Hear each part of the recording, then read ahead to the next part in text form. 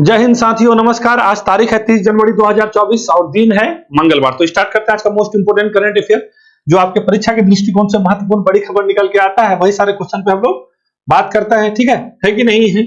और सभी प्रतियोगिता परीक्षा में आप कोई भी एग्जाम देते होंगे सरकारी नौकरी के लिए, तो वहां पे आप करंट के क्वेश्चन को साइड नहीं कर सकते। अच्छा खासा इसका वेटेज रहता है और क्वेश्चन बहुत सारा पढ़ना है। तो उत्तर प्रदेश सरकार ने किस नदी पे वाटर मेट्रो चलाने की घोषणा की है। तो उत्तर प्रदेश सरकार का यह बहुत बड़ा घोषणा है। सबसे पहले वाटर मेट्रो चलाने वाला स्टेट था आपका केरल, और अंडर वाटर मेट्रो चलाने वाला था आपका पश्चिम बंगाल, ठीक है, यानी ममता दीदी वाला स्टेट। तो कहने का मतलब है कि अभी उत्तर प्रदेश सरकार भी घोषणा कर दिया है कि हम वाटर मेट्रो चलाएंगे। आगे चरमपंथी संगठन सिमी, चरमपंथी संगठन था, इसमें बहुत पहले ही बैन लग चुका था। फिर इसका जो है गृह मंत्रालय की तरफ से इसको जो है फिर आगे कर दिया गया। तो कितने साल के लिए किया गया है? कल ही शाम का न्यूज है, बहुत हॉट न्यूज रहता है, तो बिल्कुल भी समझना है। TV reality show big boss के 17वें सीजन के विजेता किसे घोषित किया गया है? इंदौर का लड़का है, ठीक है ना। ये जो है आपका बिग बॉस का 17वां सीजन जीत चुका है और कल ही का ये परसों का खबर है। ये 69वें फिल्म फेयर अवार्ड, ये आपका गांधीनगर में हो रहा था, ठीक है। तो इसमें बेस्ट एक्टर बेस्ट एक्ट्रेस का दिया जाता है। देखिए अभी कुछ महीना पहले इफ्फी का पड़े थे, ठीक है। इफ्फी मतलब समझा ना, जो गोवा में होता है, इंटरनेशनल जो फिल्म फेस्टिवल होता है, तो वो अलग है और ये अलग है। दोनों को अलग अलग समझते चलिएगा और साल में सब देखना जरूरी है। कहीं से रहा जाता है तो एगो क्वेश्चन है कि नहीं है। दल बदल विरोधी कानून की समीक्षा के लिए बनी समिति के अध्यक्ष कौन चुने गए हैं? तो दल बदल विरोधी कानून के बारे में आप लोग सुने होइएगा। ये जो है ना आपका 52वां संविधान संशोधन से आया था, उसी का एक समिति बनाया गया, उसमें समीक्षा किया जाएगा। कुछ गड़बड़ी चल रहा है, क्या है नहीं है, उसमें कुछ सुधार हो, तो उसी के लिए अभी घोषणा किया गया है। एटीपी डबल्स रैंकिंग में शीर्ष पर पहुंचने वाले सबसे अधिक उम्र के पुरुष खिलाड़ी कौन बन गए हैं? तो एटीपी मतलब होता है एसोसिएटेड टेनिस प्रोफेशनल होता है। इसमें रैंकिंग होता है कि सबसे नंबर 1 कौन है। तो ये अभी कल ही का आपका ये खबर है और इसको जानना जरूरी है, क्योंकि अपने भारतीय हैं और भारतीय होने के नाते नाते पहली बार जो है ऑस्ट्रेलियन ओपन भी जीते हैं। तो आप लोग इतना तो समझ गए होंगे अब कौन हो सकता है। आपको पद्मश्री भी दिया गया है, जो इस बार दिया गया 132 पद्म पुरस्कार में से एक ये भी थे। चलें तो हम लोग यहीं से शुरू करते हैं। चलिए क्या क्या पढ़ने वाले हैं आज। और जो भी चीज को बताते हैं ना, एक भी चीज जो भी हम बोलते हैं ना, एक भी चीज आपके जो भी परीक्षा देते हैं, परीक्षा से बाहर की चीज नहीं बताते हैं। हर चीज को नोटिस करते चलिएगा, ठीक है। आज ना कल इतना सारा चीज जानिएगा, तब जाके आपको कोई भी परीक्षा पास कर सकते हैं, एग्जाम पास कर सकते हैं, ठीक है। तो जो भी चीज बोलते हैं ना, उसको नोटिस करते सुनते चलिए, कॉपी बनाइए, लिखिए, चीजों को समझते चलिए। उत्तर प्रदेश सरकार ने किस नदी में वाटर मेट्रो चलाने की घोषणा की है? ठीक है, तो उत्तर प्रदेश सरकार ने अभी घोषणा कर दिया है कि हम वाटर मेट्रो चलाने वाले हैं। तो वाटर मेट्रो का इतिहास थोड़ा सा जान लेते हैं। वाटर मेट्रो का इतिहास कुछ नहीं है। वाटर मेट्रो का इतिहास यह है कि कोई भी नदी हो या झील हो, ठीक है, वहां पे क्या है ना, मेट्रो की तरह आपको सेवा दिया जाएगा, है कि नहीं है। तो ऐसा करने वाले पहले जो राज्य था वो केरल था, ठीक है। और यहाँ पे कहते हैं प्रधानमंत्री मोदी जी, उसी के द्वारा उद्घाटन किया गया था 2023 में। ये बात समझ गए। केरल कोई कहेगा कि पहला मतलब जल मेट्रो चलाने वाला कौन सा राज्य है? तो केरल राज्य था। कब किया है सब? 2023 में। अब यहीं पे कहेगा कि under water metro, under water मतलब क्या है? नदी के अंदर पानी के अंदर सुरंग बना करके मेट्रो चलाना, ठीक है। यानी ये नदी है, नदी के अंदर ये सुरंग बना दी है, इसमें जाके आपको क्या करना है? मेट्रो दौड़ाना है। तो ऐसा करने वाले ये थे पश्चिम बंगाल, ठीक है। ये पश्चिम बंगाल थे, ठीक है, ममता दीदी वाला पश्चिम बंगाल, ठीक है ना। और ये हुगली नदी में जो है आपको कलकत्ता से वहां पे एक रेलवे स्टेशन, कौन सा रेलवे स्टेशन है जो बहुत फेमस है, ठीक है, वहां तक आपको जाना था, यानी हुगली नदी पे बनाया गया था। और ये भी आपका काम करना शुरू कर दिया है। तो अंडर वाटर मेट्रो अगर कोई कहेगा तो क्या कहिएगा? पश्चिम बंगाल है। और और क्या कहिएगा? जल मेट्रो का खाने का मतलब क्या है? नदी के ऊपर चलेगा, इस तरह से चलेगा और ये अच्छा माना जाता है, ट्रैफिक वरफिक का लफड़ा नहीं रहता है। तो उत्तर प्रदेश सरकार, ये तो दोनों बात क्लियर है। तो उत्तर प्रदेश सरकार जो है ना, अपना अभी फिलहाल को पर्यटन को बढ़ाने के लिए, जो श्रद्धालु लोग हैं उसको सुविधा देने के लिए घोषणा क्या किया गया, अब वो हो ही गया है, ठीक है। वो सरयू नदी पे, सरयू नदी कहाँ पे है भाई? तो सरयू नदी का बहुत ऐतिहासिक महत्व है, धार्मिक महत्व है। भगवान श्री राम का जन्म स्थली जो आपका अयोध्या हुआ था, यही सरयू नदी के किनारे बसा हुआ है। इसी सरयू नदी में अभी आपका जो है सोलर वाला बोट भी चलाने के बारे में बोले थे, वो भी शुरू हो गया है। जिस दिन शुरू हुआ था उसी दिन बताए थे कि सोलर बोट यानी आपका जो है सौर ऊर्जा से चलने वाला पहला नौका सरयू नदी पे चलाया जाएगा। उसी तरह से सरयू नदी पे आपका 14 किलोमीटर का ये होगा सफर। कितना किलोमीटर का? 14 किलोमीटर का सफर होगा सरयू नदी पे, ये आपका चलेगा। कौन? जल मेट्रो, ठीक है। तो वाटर मेट्रो को बिल्कुल समझ गए। कहां पे? सरयू नदी पे। सरयू नदी कहां है? तो अयोध्या में है। अयोध्या जानते हैं, जब से जो है राम मंदिर बना है तो वहां पे बहुत ज्यादा लोग पर्यटक के लिए जा रहे हैं, श्रद्धालु जा रहे हैं, बहुत ज्यादा क्राउड है, ठीक है। हर चीज में रिकॉर्ड ही स्थापित हो रहा है कि नहीं है। तो इसको हम लोग को समझते चलना है। तो पर्यटन को बढ़ावा देने के लिए श्रद्धालुओं की सुविधा के लिए सरयू नदी में अयोध्या धाम के संत तुलसीदास घाट से, कहां से कहिएगा, संत तुलसीदास घाट से गुप्तार घाट के बीच 14 किलोमीटर वाटर मेट्रो सेवा घोषणा किया गया है। ठीक है, इसमें से फिलहाल प्रारंभ में एक मतलब मेट्रो में आपका 60 व्यक्ति होगा और 14 किलोमीटर जाना है, कहां से, तुलसीदास घाट। ये बिल्कुल भी याद रखिएगा, तुलसीदास घाट से लेके गुप्तार घाट तक। ठीक है, तो जो आपका प्रभु श्री राम का जो मंदिर का जो है प्राण प्रतिष्ठा जिस दिन हुआ था वो तारीख याद रखिएगा, 22 जनवरी का था, 22 जनवरी 2022 के 24 का घटना है। ठीक है, पहली बात। दूसरी बात क्या है ना, वहां पे जो कंपनी के द्वारा बनाया गया था LNT याद रखिएगा, जो मूर्तिकार जो थे, जो भगवान राम का प्रतिमा बनाया उसका नाम रखिएगा। ठीक है, तो अरुण योगीराज उसका नाम है। उसके दूसरी बात है मूर्ति का ऊंचाई कितना है, तो 51 इंच है। थोड़ा सा आपको हम रिवीजन करा देते हैं। ठीक है, 51 इंच है। नाम क्या रखा गया है प्रभु श्री राम का, जो वहां पे मूर्ति स्थापित किया गया तो उसको बालक राम क्या कहिएगा, बालक राम। ठीक है, तो बहुत सारा क्वेश्चन है, इतना क्वेश्चन हम आपको बता नहीं सकते हैं क्योंकि पहले भी बता चुके हैं। कौन शैली से बनाया गया मंदिर, तो नागर शैली। कितना स्क्वायर में बनाया गया, तो 57,400 स्क्वायर फीट में बनाया गया है। तो ये सारा इंपोर्टेंट चीज है, इन सब चीजों को देखते चलना है। तो सरयू नदी को समझ गए, चलिए थोड़ा सा नदी तंत्र को आपको हम समझा देते हैं। ये सब चीज को समझते चलिएगा, आपको कोई ना कहीं सब चीज पूछने ही जा रहा है। ठीक है, और मंदिर का डिजाइन किसने किए थे, तो क्या किया, सोमपुरा परिवार के द्वारा आर्किटेक्ट मंदिर को किया गया है। चलिए अगला क्वेश्चन क्या है, चरमपंथी संगठन सिम्मी पर लगे प्रतिबंध को केंद्र सरकार ने कितने साल के लिए बढ़ा दिया है। ठीक है, तो एक संगठन बना था, ये संगठन आपका बना था कब, ये संगठन का थोड़ा सा इतिहास रहा है पुराना। ठीक है ना, ये अलीगढ़ जानते हैं, यूपी में पड़ता है। तो अलीगढ़ में ना इस संगठन का स्थापना किया गया था 1967 में। ठीक है, थोड़ा सा इसको समझते चलिए, 1967 में, 1977 में, 1977 में। ठीक है, 1977 में। ये संगठन का फुल फॉर्म क्या होता है, इसका मतलब होता है students Islamic Movement of India, Simmi. ठीक है, तो गृह मंत्रालय की तरफ से कल ही आपका घोषणा किया गया है। एक जानते हैं ना UAPA होता है, क्या होता है, UAPA unlawful activities prevention act होता है। ठीक है, इसको ये आया था 1967 में। फिर 2019 में जो है ना, इस पे बहुत ज्यादा संशोधन किया गया, इसको बहुत सशक्त बना दिया गया। कहने का मतलब ये है कि राष्ट्र विरोधी या राज्य विरोधी कोई भी लोग, कोई भी व्यक्ति कोई काम करता है तो ठीक है, अगर अशांति फैलाता है तो इस UAPA के तहत उस पर प्रतिबंध लगा सकता है, वो कोई भी संगठन काम नहीं कर सकता है। ठीक है, तो यही UAPA के तहत क्या किया है, सिम्मी पर जो प्रतिबंध है 5 साल के लिए आगे बढ़ा दिया गया। लास्ट टाइम कितना तक किया गया, 2019 में जो है इसको 5 साल के लिए बढ़ाया था, फिर बढ़ाया नहीं था। तो फिर कल जाके आपका गृह मंत्रालय की तरफ से अनाउंस हुआ है कि सिम्मी पर और 5 साल के लिए प्रतिबंध बढ़ा दिया गया है। ठीक है, तो सिम्मी का फुल फॉर्म तो थोड़ा सा जान लीजिएगा, हो सके पूछ दे, Student Islamic Movement of India होता है, जिसको हम लोग सिम्मी कहते हैं। ठीक है ना, तो इसको क्या है ना, इसको कहा गया कि आप जो है देश विरोधी ताकतों को क्या करते हैं, आगे बढ़ाते हैं। ठीक है, मतलब इस तरह का आरोप है इस संगठन पे, और इस संगठन को फाइनली केंद्र सरकार के द्वारा 5 साल के लिए आगे बढ़ा दिया गया है। तो ये बात हम लोग समझते चलेंगे, UAPA समझ गए। ठीक है, तो यही गैर कानूनी आपका जो है क्या बोलते हैं, गैर कानूनी यही है ना, रोकथाम अधिनियम होता है, 1967 में आया था। ठीक है, और सिम्मी 1977 में आया है। किसके, कौन सा एक्ट, अभी देखिए बहुत सारा बताया था आपको, जम्मू कश्मीर में बताए थे 2-3 को कि वहां का जम्मू कश्मीर का मुस्लिम लीग को भी बैन किया गया था।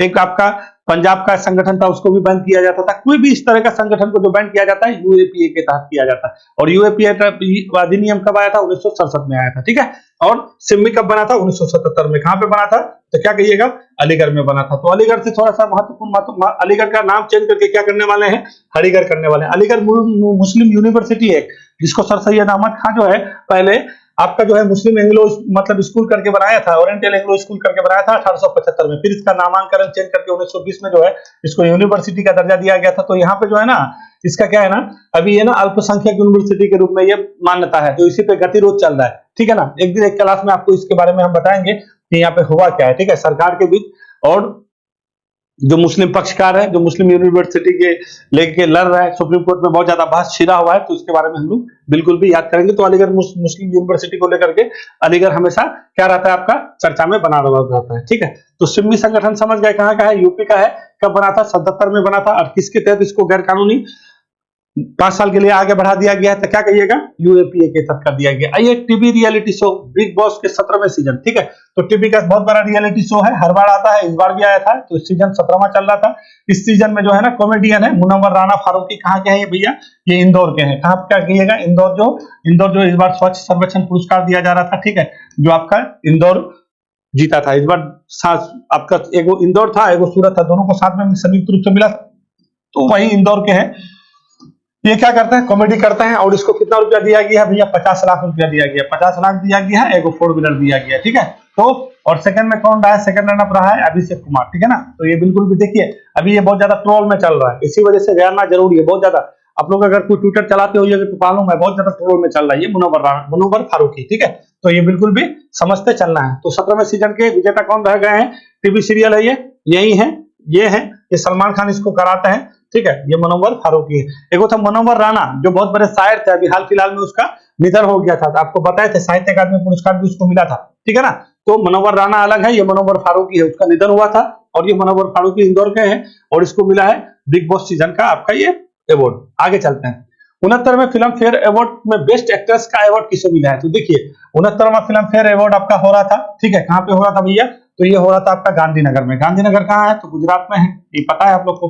गांधीनगर में हो रहा था 69वां ये आपका एडिशन था, ठीक है। देखिए फिल्म फेयर अवार्ड का इतिहास बहुत पुराना रहा है, ठीक है। 1954 से दिया जाता है, ये कब से दिया जाता है, 1954 से दिया जाता है। और फाइनली इस बार एक मूवी था अमिताभ बच्चन का ही था शायद, ब्लैक, ठीक है। सबसे अधिक फिल्म फेयर में अवार्ड जीतने वाला वही फिल्म है ब्लैक, तो इसको भी याद रख सकते हैं। तो इसी अवार्ड का घोषणा किया जा रहा था, इसमें जो अच्छे अच्छे फिल्म होते हैं, अच्छे अच्छे डायरेक्टर होते हैं, जो अच्छा अच्छा काम करते हैं, तो इसी को ये सम्मानित किया जाता है। तो जो बेस्ट एक्ट्रेस है ना, उसको दिया गया है आलिया भट्ट को, ठीक है। आलिया भट्ट, ये कहाँ की आलिया भट्ट, ये तो आलिया भट्ट है, ठीक है ना। आलिया भट्ट जानते हैं, स्टूडेंट ऑफ द ईयर बना, मतलब अच्छा अच्छा फिल्म बनाती है, ठीक है ना। तो यही है, रॉकी और रानी के प्रेम कहानी के लिए जो है ये मूवी, इसको ये अवार्ड दिया गया है। कौन सा फिल्म कहिएगा, रॉकी और रानी का प्रेम कहानी, आलिया भट्ट। चलिए आइए यहाँ से संबंधित थोड़ा सा जो भी महत्वपूर्ण चीज है, फैक्ट है, आपको हम बता देते हैं, फिर थोड़ा सा और कुछ बताएंगे। तो सर्वश्रेष्ठ जो अभिनेता है वो अवार्ड किसको दिया गया, तो क्या कहिएगा, ये आपका रणबीर कपूर। कौन सा मूवी के लिए दिया गया, एक्टर का, एक्ट्रेस का अवार्ड दिया गया है आपका आलिया भट्ट को। और शायद मेरे हिसाब से रणबीर कपूर और आलिया भट्ट दोनों हस्बैंड वाइफ है, ठीक है। और इसका एक मूवी आया था एनिमल, ठीक है ना, एनिमल फिल्म, ठीक है। एनिमल फिल्म बहुत ज्यादा आपका चर्चा में था, ठीक है ना, बहुत ज्यादा चर्चा में था। तो एनिमल फिल्म में बोला जाता है कि सामाजिक चीजों को अच्छा से नहीं दिखाता है, तो एनिमल फिल्म के लिए दी गया रणबीर कपूर को। सर्वश्रेष्ठ फिल्म का अवार्ड किसको दिया, 12 फेल, ठीक है। ये तो बिल्कुल भी याद आप लोग जानते होंगे, बहुत आदमी देखते भी होइएगा, ठीक है ना। एक आईपीएस के बारे में इसमें जो है कहा गया है, ठीक है। तो 12वें फेल को दिया गया। सर्वश्रेष्ठ निर्देशक का अवार्ड किसको दिया गया, तो विधु विनोद चोपड़ा, यही 12 फेल के डायरेक्टर है, 12 फेल के ये विधु विनोद चोपड़ा है, इसी को दिया गया। गुजरात के गांधीनगर में हो रहा था, तो यहाँ पे थोड़ा सा देख लीजिए। बेस्ट फिल्म 12 को, बेस्ट फिल्म क्रिटिक्स के लिए जोरम को, ठीक है। जोरम को भी क्रिटिक्स के लिए पूछेगा तो जोरम, और बेस्ट डायरेक्टर कौन है, Vidhu Vinod Chopra. Best actor male में कहेगा तो रणबीर कपूर एनिमल के लिए दिया गया। तो चलिए थोड़ा सा संबंधित चीजों को समझ लेते हैं, ठीक है।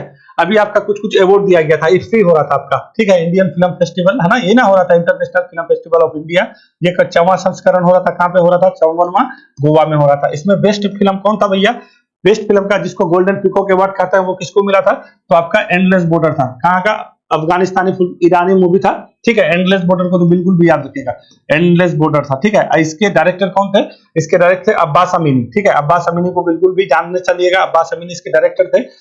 बहुत दिन पहले पढ़े होंगे, 2 महीना पहले भूल गए होंगे, हम रिवीजन करा देते हैं, और जानना भी चाहिए, एग्जाम में ऐसे ही पूछता है। जब घटना घटता याद रहता है, मगर बाद में हम लोग क्या करते हैं, भूल जाते हैं। तो एंडलेस बॉर्डर को 54वें फिल्म फेयर अवार्ड में क्या दिया गया था, गोल्डन पीकॉक का अवार्ड दिया गया था। अब्बास अमीनी उसके डायरेक्टर थे।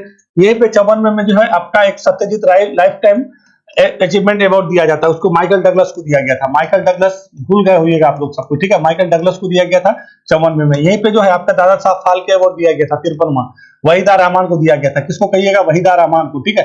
तो वहीदा रहमान को, इसको भी याद रखिएगा। और 54वें फिल्म फेस्टिवल में जो है आपका पंचायत 2 को वेब सीरीज में दिया गया था, वेब सीरीज में पंचायत 2 को दिया गया था, पंचायत। तो ये सब चीज बिल्कुल भी समझते चलिएगा, नहीं समझिएगा तो बिल्कुल भी गड़बड़ा जाइएगा, ठीक है। अब आइए यहाँ पे, अभी एक गोल्डन ग्लोब बताए थे हम, गोल्डन ग्लोब अवार्ड बताए थे जो आपका अमेरिका में चला है, ठीक है। तो गोल्डन ग्लोब अवार्ड में सर्वश्रेष्ठ मूवी को किसको दिया गया था, ये आपका था कौन, ओपेनहेमर था, ठीक है। ओपेनहेमर अभी 86 में, आपका 96 में ऑस्कर होने वाला है, मार्च में दिया जाएगा। और ऑस्कर के लिए जो नामित हुआ है डॉक्यूमेंट्री के लिए, जो भारतीय कनाडा का फिल्म है, यानी वो जो आपका कौन पाहुजा है, निशा पाहुजा के द्वारा बनाया गया है, उसका टू किल ए टाइगर, क्या कहिएगा, टू किल ए टाइगर, ठीक है। तो इतना सारा क्वेश्चन है आपके लिए फिल्म से संबंधित, सब चीज बिल्कुल भी जानते चलिएगा। टू किल ए टाइगर 96वें ऑस्कर के लिए आपका नॉमिनेट हुआ है, कौन सा, डॉक्यूमेंट्री मूवी, ठीक है। 54वें इफ्फी अवार्ड में एंडलेस बॉर्डर का दिया गया था, इसके डायरेक्टर कौन है, अब्बास अमीनी है। 54वें में आपका सत्यजीत रे लाइफ टाइम अवार्ड किसको, माइकल डगलस को 53वां वजादा साहब फाल्के वहीदा रहमान को दिया गया था। वेब सीरीज में पंचायत 2 को दिया गया था, है कि नहीं है। और अभी गोल्डन ग्लोब में किसको दिया गया था आपको, तो ओपेनहाइमर को दिया गया था, ठीक है। तो इन सब चीजों को समझना है। और फाइनली अभी 69वां तो चल रहा है, तो 69वां में कौन सा हो गया भैया, तो यही हो गया। बेस्ट फिल्म 12th फेल है, इसकी डायरेक्टर विनोद चोपड़ा है, तो डायरेक्टर में भी वही है और इसको भी वही है, ठीक है। बेस्ट फिल्म क्रिटिक्स में जोरम है, best director Vinod Chopra, best actor में रणबीर कपूर, हस्बैंड वाइफ याद रखे ना, ठीक है। तो वही है, ये सब चीज समझते चलिएगा, आपके लिए सब इंपोर्टेंट क्वेश्चन ये सब बनने जा रहा है। आगे चले, दल बदल विरोधी कानून की समीक्षा के लिए बनी समिति के अध्यक्ष कौन चुने गए हैं, ठीक है। तो दल बदल विरोधी कानून एक कानून आया था, ठीक है। ये कब आया था भैया, ये आया था आपका 52वां संविधान संशोधन हुआ था। अभी इसके बारे में हम पूरा बताते हैं आपको। 52वां संविधान संशोधन हुआ था 1985 में, ठीक है। कब कहिएगा, 1985 में ये आपका आया था, ठीक है। ये आपका 1985 में आया था, ठीक है ना। और हुआ क्या था बता देता है। और इसी में जो है ना आपका एक अनुसूची जुड़ा गया था, 10वां अनुसूची, ठीक है। जब हम लोग का संविधान बना था तो हम लोग के टाइम उस टाइम का वो अनुसूची था, ठीक है, 8 अनुसूची था, ठीक है, 8 अनुसूची था। 9वां अनुसूची आपका 1951 में जोड़ा किया, फिर 10वां अनुसूची 1985 में जो दल बदल कानून अधिनियम जोड़ा गया था, ठीक है। तो चलिए यहाँ पे थोड़ा सा इसके पृष्ठभूमि को समझता है। हुआ क्या है, हुआ ये है आपका जो है 84 में, आपका 84 में अखिल भारतीय पीठासीन सम्मेलन हो रहा था, कहाँ पे, महाराष्ट्र में, यानी महाराष्ट्र बराबर मुंबई में, ठीक है। पीठासीन अधिकारी का मतलब ये होता है जो भी लोकसभा हो, विधानसभा हो, विधान परिषद हो, उसके जो भी पीठासीन अधिकारी होते हैं उसका सम्मेलन होता है, ठीक है, हर बार होता है। तो इस बार कैमा हो रहा था, 84वां हो रहा था। इसको तो बिल्कुल भी याद ही रखिएगा कि कहेगा कि अखिल भारतीय पीठासीन सम्मेलन कहाँ हो रहा था, तो मुंबई में हो रहा था, कैमा 84वां, ठीक है। तो इसी में गए थे हम लोग के लोकसभा अध्यक्ष ओम बिरला जी हैं, ठीक है। ओम बिरला जी के द्वारा घोषणा किया गया है, क्या घोषणा किया गया है कि महाराष्ट्र विधानसभा के जो अध्यक्ष है ना, जिसका नाम राहुल नार्वेकर है, सबसे युवा अध्यक्ष भारत में, भारत के इतिहास में सबसे युवा विधानसभा अध्यक्ष कोई कहेगा तो राहुल नार्वेकर कहिएगा। बोला कि राहुल नार्वेकर की अध्यक्षता में एक समिति हम बनाएंगे, मतलब बनाए हैं या बनाएंगे, ठीक है। उस समिति के अध्यक्ष राहुल नार्वेकर होंगे और उसमें जो भी दल बदल कानून जो उसका समीक्षा करके जो भी उसमें त्रुटि है या जो भी गड़बड़ी है या जो आज का समय का मांग है उसमें सुधार किया जाएगा। तो ओम कुमार बिरला के द्वारा ये घोषणा किया गया। और कौन बनेंगे, राहुल नार्वेकर। राहुल नार्वेकर के बारे में थोड़ा सा आपको समझा देते हैं, ये बहुत इंटेलेक्चुअल आदमी है। हुआ क्या है ना, महाराष्ट्र में जो है ना महाअघाड़ी की सरकार थी, यहाँ पे थोड़ा सा गड़बड़ हो गया था, ठीक है। बिहार में भी शायद कुछ ऐसा ही होने वाला है, ठीक है ना। तो हुआ क्या था ना कि यहाँ पे शिवसेना था, तो शिवसेना 2 धुरी में बट गया, एगो उद्धव ठाकरे गुट और एगो एकनाथ शिंदे गुट, ठीक है। और दल बदल कानून अधिनियम में ये कहता है कि कोई भी अगर पार्टी हो, पार्टी में अगर कोई भी व्यक्ति है, अगर व्यक्ति अकेले उस पार्टी को छोड़ के चला जाएगा, दूसरे पार्टी में चला जाता है, या फिर पार्टी का जो व्हिप निकलता है, व्हिप का अगर बात नहीं मिलता तो उसका सदस्यता क्या हो जाएगा, रद्द किया जाएगा। हुआ क्या था, 1967 का घटना है, आपको हम बताते हैं, ठीक है। 1967 में हरियाणा में एगो घटना हुआ था, हरियाणा में एगो घटना हुआ था जिसका नाम था गयालाल, ठीक है। ये क्या किया, पैसा के लालच में, पद के लालच में लोग क्या करता है कि पार्टी से किसी और पार्टी से जीता और चला गया किसी और पार्टी में, और एक दिन में ना ये काम 3 बार कर लिया था, एक दिन में 3 बार। यानी पलटू राम जो आया ना बात वहीं से, आया राम गया राम जो सब बात सुनते हैं तो कहां से सुनते हैं, यहीं से सुनते हैं, गयालाल से। ये हरियाणा का घटना है, ठीक है। तो ये इधर से उधर पलटी मार रहा था, लोग को पैसा की बर्बादी, लालच। तो इस सब चीज को रोकने के लिए दल बदल अधिनियम आपका आया राजीव गांधी के समय में, और ये 52वां संविधान संशोधन 1985 में जोड़ा गया कि नहीं, अगर ऐसा कोई व्यक्ति करता है तो क्या करता है, अगर पार्टी छोड़ करके आप अकेले चले जाते हैं तो आपका जो सदस्यता है वो रद्द कर दिया जाएगा। मगर उसी पार्टी के अगर टोटल सदस्य का 1/3 अगर व्यक्ति इधर से क्या होता है निकल करके अगर दूसरे पार्टी में चला जाता है तो क्या माना जाएगा, वो रद्द नहीं माना जाएगा, ठीक है। बहुमत ज्यादा जिसके पास चला जाएगा तो वो नहीं माना जाएगा। तो यही हुआ था महाराष्ट्र में। तो शिवसेना है ना, तो शिवसेना का जो एकनाथ शिंदे वाला गुट है वो मूल शिवसेना से निकल करके चले गए दूसरे तरफ, और वही चले गए, फिर बाकी बचा एनडीए के साथ यानी बीजेपी के साथ अपना गठबंधन बना करके वहां पे सरकार चला रहे हैं, और वहां के मुख्यमंत्री हैं एकनाथ शिंदे। तो यही खेल है मेन दल बदल कानून अधिनियम में। अभी भी कोई भी पार्टी है, अगर उस पार्टी का क्या है ना, एक व्यक्ति हो या उसका व्हिप नहीं मानेगा कोई भी व्यक्ति तो उसका सदस्यता रद्द होगा। बट 1/3 से अधिक जो लोग अगर पार्टी से निकल जाएगा तो वो पार्टी उसका दल बदल नहीं माना जाएगा, हो सके वो उसी नाम से पार्टी बना ले। और वही हुआ महाराष्ट्र में। तो इसी का अभी फाइनली रिजल्ट दिया था राहुल नार्वेकर ने, इस पर सुनवाई हो रहा था और इसको बोला कि नहीं, ये एकनाथ शिंदे के गुट को सही ठाड़ा और उद्धव ठाकरे गुट को गलत माना है। तो इसी की अध्यक्षता में आपका बनाया जा रहा है क्या, तो यही आपका समिति बनाया जाएगा, किसके लिए, दल बदल कानून। तो दल बदल कानून अधिनियम समझ गए कि ये आया था क्यों, तो हरियाणा में सब घटना लोग पद और पैसा के लालच में कर लेता है कि नहीं हम यहाँ पे हैं, अब किसी का एमएलए कम हो रहा है, भाई हम उधर चले जाएंगे तो हमको ज्यादा मिल जाएगा, तो यही मिल जाएगा के चक्कर में मिल जाता है। देखिए बिहार में भी कुछ ऐसा ही सीन बनने वाला है, क्योंकि सब एक से एक चैलेंज मार रहा है। लोकसभा अध्यक्ष ओम बिरला ने 84 में अखिल भारतीय पीठासीन सम्मेलन में क्या किया है, दल बदल विरोधी कानून समिति के लिए क्या है अध्यक्षता महाराष्ट्र की विधानसभा के अध्यक्ष में राहुल नार्वेकर की घोषणा की है। हरियाणा के विधायक गयालाल ने 1967 में यह घटना किया था, जो आपको हम बता दिए। अब देखिए ये होता क्या है ना, अच्छा होता क्या है, अब चाहे अनुसूची तो अब बात फिर लंबा चला जाएगा। चलिए आगे बढ़ता है, चलिए आगे बढ़ता है, फिर हम लोग बात करेंगे, समझे। तो 52वां क्या कहिएगा, 52वां संविधान संशोधन 1985 में हुआ था, जिससे दल बदल अधिनियम कानून को जोड़ा गया था। ठीक है, उसी कानून के अनुसार अगर कोई व्यक्ति जो है आपका इधर से उधर चला जाएगा तो उसको सदस्यता रद्द माना जाएगा। उससे एक समिति बनाया गया, उस समिति के अध्यक्ष राहुल नार्वेकर जी होंगे। कहाँ के हैं, महाराष्ट्र के, सबसे युवा विधानसभा अध्यक्ष।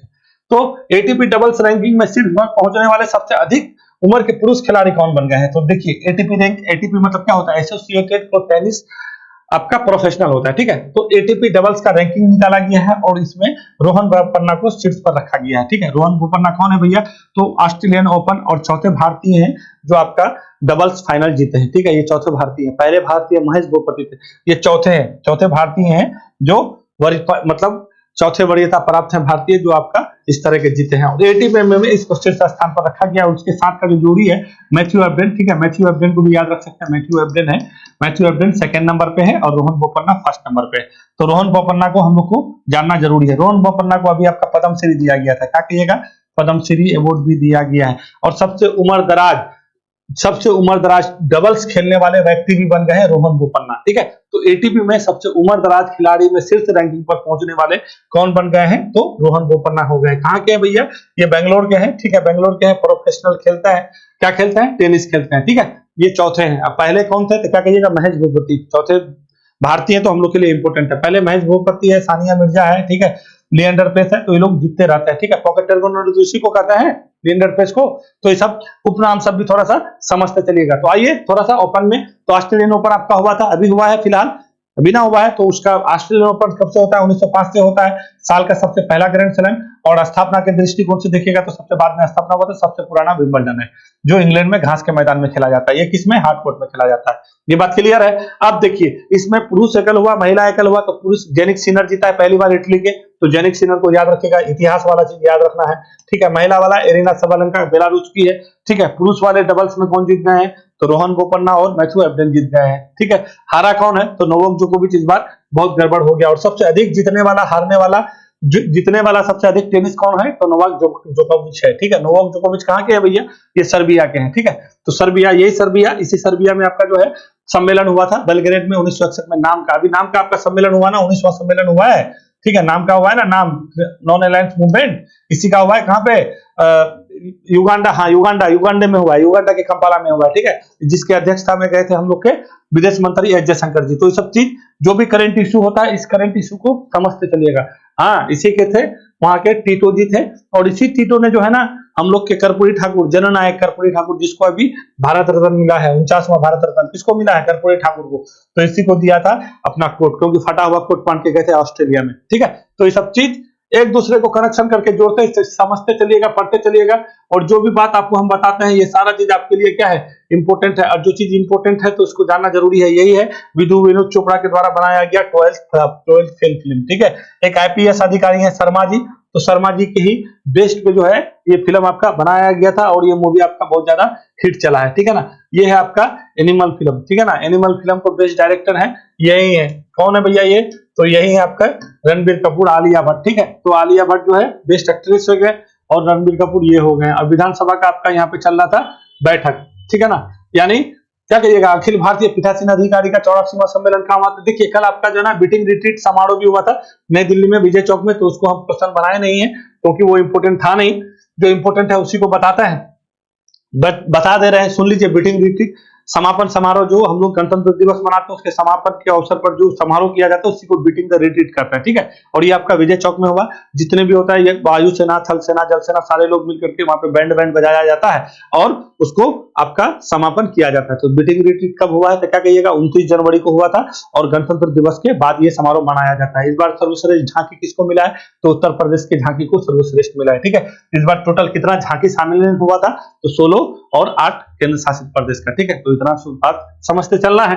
ठीक है, झांकी समझ रहे हैं ना, कि जो गणतंत्र दिवस परेड में जो सम्मिलित होता है, अपना झांकी प्रदर्शन दिखाता है, उसी को झांकी कहते हैं। तो बेस्ट झांकी उत्तर प्रदेश सरकार के जो है इसको इस बार चुना गया है। ठीक है, चले तो उत्तर प्रदेश सरकार से बहुत सारा संबंधित क्वेश्चन है। सरयू नदी को बिल्कुल भी याद रखिएगा, पहला सोलर बोट चलाने वाला सरयू नदी है। ठीक है, यानी सौर ऊर्जा से चलने वाला पहला बोट। अब वाटर मेट्रो भी शुरू करने जा रहा है यूपी। ठीक है, 14 किलोमीटर तक चलेगा। ठीक है, तुलसीदास घाट से आपका गुप्तार घाट तक चलने वाला है। तो वीडियो देखने के लिए धन्यवाद। फिर हम लोग मिलेंगे कल। तब तक के लिए नमस्कार।